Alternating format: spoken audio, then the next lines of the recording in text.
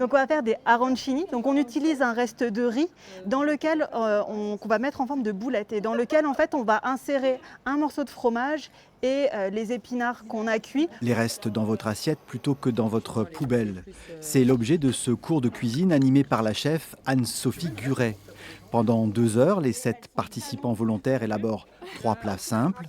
Pour la chef, adepte du zéro déchet, c'est une manière d'éveiller nos consciences.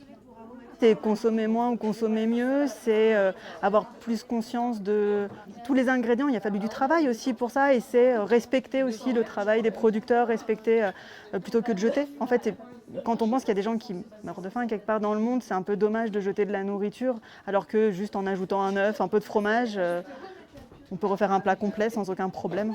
Pour certains, l'atelier est une première, l'occasion de transformer un souhait en geste concret pour préserver l'environnement. Moi j'aime bien apprendre de nouvelles choses et je trouve que c'est derrière le zéro déchet il y a quand même ça a du sens quoi. Et donc je trouve que des applications concrètes comme la cuisine c'est une bonne manière de commencer le zéro déchet ou tout du moins de le vivre. Pour d'autres, déjà engagés dans cette démarche de réduction des déchets, c'est aller encore plus loin. L'idée, c'est vraiment de ne plus jeter, donc de gérer au maximum son frigo, l'optimiser.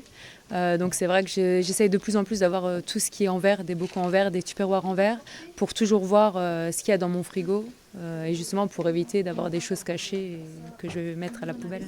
Il n'y a pas besoin de vraiment grande cuisson, en fait, c'est le faire dorer un peu. Et ensuite, quand vous en êtes à l'étape du pain perdu, vous trempez le pain perdu et tout de suite dans la poêle.